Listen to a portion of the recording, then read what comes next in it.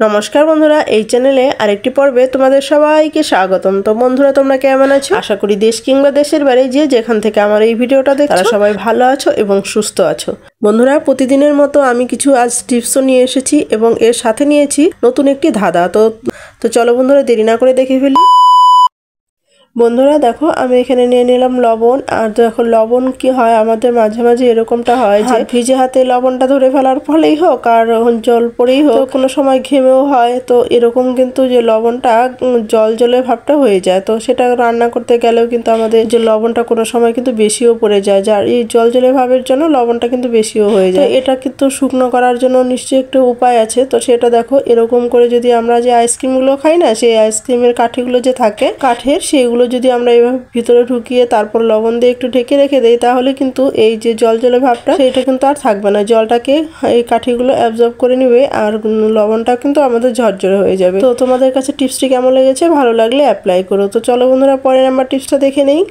বন্ধুরা, আমাদের শাড়িগুলো বা জামা কাপড়গুলো দীর্ঘদিন এরকম আলমারিতে থাকার ফলে বা যেখানেই রাখো না কেন, সেখানে থাকার ফলে, দীর্ঘদিন থাকার ফলে সেটা কিন্তু একটা বাজে গন্ধ বের হয় শাড়ি দিয়ে। আর বর্ষাকালে তো বিশেষ করে বর্ষাকালে তো হবেই। তো যেহেতু বাইরে ওয়েদার থাকে, তো সেটা কিন্তু আমাদের জামা কাপড়ের মধ্যে সেটা কিন্তু ভাবটা চলে আসে, গন্ধ একটা ভেজা ভেজা একটা ভাবের গন্ধ চলে আসে। তো আমরা যদি এটা বুদ্ধি খাটিয়ে এরকম শলার কাঠিগুলো এটার ভিতরে মাঝে রেখে দেই, তাহলে কিন্তু সেই ভাবটা কিন্তু আর থাকবে না, দুর্গন্ধটা কিন্তু চলে যাবে। আর তার ফলে আমাদের শাড়িটাও কিন্তু নষ্টও হবে না এই শলার কাঠি দেওয়ার জন্য। তো দেশলাইয়ের কাঠিগুলো যদি আমরা ব্যবহার করতে চাই, সেটা কিন্তু আমরা কিছুদিন পরে বের করেও আমরা এটা ব্যবহার করতে পারবো। তো তোমাদের কাছে কেমন লেগেছে অবশ্যই কমেন্টে জানিও। তো বন্ধুরা, চলো পরের নাম্বার টিপসটা দেখে নেই। তো বন্ধুরা দেখো, এখানে এই জুতোগুলো যে হয় না, এই জুতোগুলো কিন্তু কোথাও যাওয়ার সময় কিন্তু এগুলোকে কালার করতে হয়।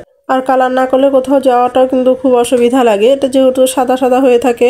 তো দেখো, এটা কালার করতে গেলে অনেক টাকার প্রয়োজন। তো দেখো, আমরা ঘরে বসে যদি বুদ্ধি খাটিয়ে কাজ করি, তাহলে কিন্তু আমাদের সেই টাকাটাও কিন্তু বেঁচে যায়। তো দেখো, আমি এখানে বোরলিন নিয়ে নিলাম। বোরলিন তারপরে আমি এভাবে দিয়ে দিচ্ছি, এভাবে দিয়ে তারপর আমি এটাকে মুছে নিব। আর এত সুন্দর পরিষ্কার হবে, তোমরা ভাবতেই পারবে না যে এটা আমরা ঘরে পরিষ্কার করেছি। মনে হবে যে বাইরের দোকান থেকে হয়তো আমরা কালি করে নিয়েছি। তো দেখো, আমি কত সুন্দরভাবে এটা পরিষ্কার করে দেখাচ্ছি। তো দেখো, আমি এখানে নিয়ে নিলাম তুলো। তোমরা চাইলে এখানে সুতির ন্যাকড়াও ইউজ করতে পারো, আবার তুলো ইউজ করতে পারো, কোনো রকম প্রবলেম হবে না। তো দেখো, আমার জিনিসটা এত সুন্দরভাবে কাজ হবে, তো তোমরা দেখলেই বুঝতে পারবে নতুনের মতো একদম চকচক করতে থাকবে।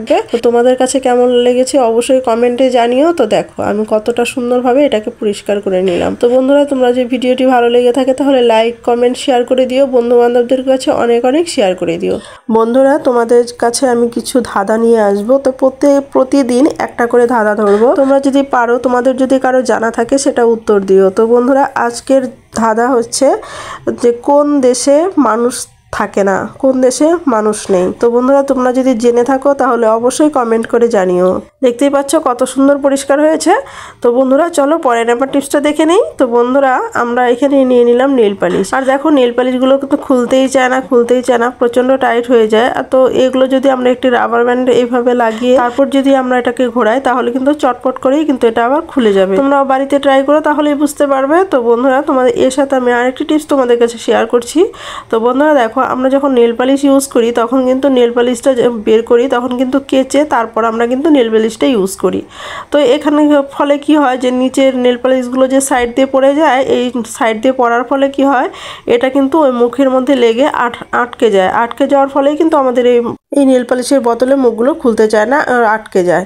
তো দেখো, তোমরা যদি এভাবে একটু বুদ্ধি খাটিয়ে এটাকে আমরা যদি অন্য কাজ করে দিতে পারি, তাহলে কিন্তু আমাদের এই নেল পালিশটা কিন্তু এরকম কষ্ট করতে হয় না। তো দেখো, এরকম ধরনের বোরলিন বলো, ভ্যাসলিন বলো, তোমরা যদি একটু নিয়ে নাও, নিয়ে তারপর যদি এখানে সাইডের মধ্যে লাগিয়ে দাও ভালো করে, তাহলে কিন্তু এর পরবর্তীতে কিন্তু আর এটা এখানে নেল পালিশটা পরে শুকিয়েও যাবে না, আর ওই বোতলের মুখটা কিন্তু টাইট হয়ে লেগে যাবে না।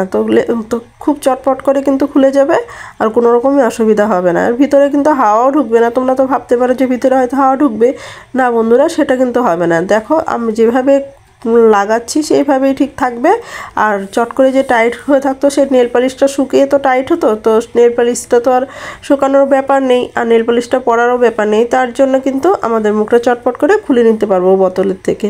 তো বন্ধুরা তোমাদের কাছে টিপসটি কেমন লেগেছে, ভালো লাগলে অ্যাপ্লাই করো। তো চলো বন্ধুরা পরের নাম্বার টিপসটা দেখে নেই।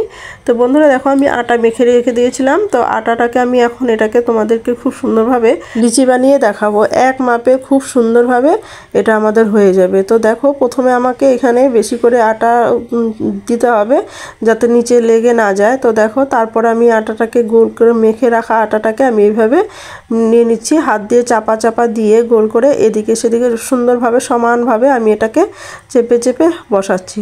তো এটা কিন্তু একটু আটাটা বেশি লাগবে, আটার গুঁড়োটা নিচে বেশি দিতে হবে, কেননা যদি না দাও তাহলে কিন্তু লেগে যাবে। তো দেখো এই ধরনের যে গ্লাসগুলো বা কাপগুলো হয় না, ছোট ছোট কাপগুলো যে হয়, এই কাপগুলো দিয়ে খুব সুন্দরভাবে এটা কিন্তু আমরা লিচিগুলো করে নিতে পারবো। তো দেখো কত সুন্দরভাবে এটা লিচিগুলো তৈরি হচ্ছে।